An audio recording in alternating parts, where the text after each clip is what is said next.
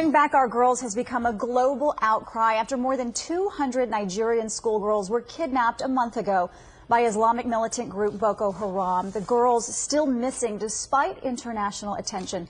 Joining me now is Mina Chang, CEO of Dallas-based Linking the World. Thank you so much for being here today. And we should say it is a humanitarian aid organization. You guys do tremendous work. Thank you so much. Thanks for having me. Yeah, absolutely. So you just returned from the World Economic Forum in Nigeria with the likes of Bill Gates, presidents, heads of state.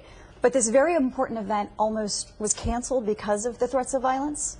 Oh, yes. Leading up to the forum, there were increasing terrorist attacks. Just 2 days before I arrived, there was a car bomb that was detonated in a very, very busy part of town.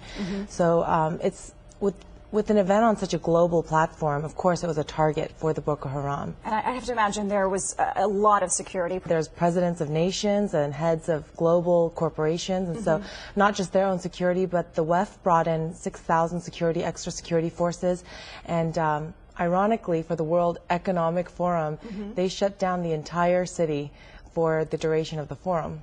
Businesses, government, schools. Something I'm sure that they thought was unnecessary. They were not going to take any chances. So now we're talking about Boko Haram, and that's of course been in the news since these girls were kidnapped. What did you learn from being there that you feel maybe isn't being widely reported here in the U.S. or deserves more attention? It's as heartbreaking as it is to know that there's over 290 girls and their families affected by this.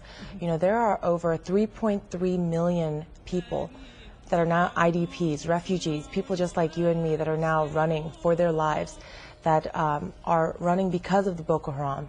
And to put that number in perspective, that is 3.3 million people. That's the entire population of Dallas times 3. Now, Boko Haram translates to Western education is sin. So why go after these schoolgirls? Why would schoolgirls be such a threat to this organization? I think Boko Haram is actually using a convenient language of repression in order to push their agenda. Some people will argue that they're actually, in their insane way, trying to level the playing field that's caused by extreme poverty and the disparity there. Now, you've been all over the world delivering humanitarian aid. Why do you think it's been so difficult to find them, these girls? These girls are now probably dispersed, and the armed forces are working in an area that they're entrenched. They're armed, and they know how to navigate this area much better than any outsider could. This is also a very sophisticated network that has deep roots historically in human trafficking. Nigeria, 7,000 miles away. Why should we here in North Texas care about what's going on over there with these girls? Well, with globalization today, you know, for our economic health, our national security, we need to be engaged with what's happening around the world. This is not just a Nigerian issue. This is a global issue.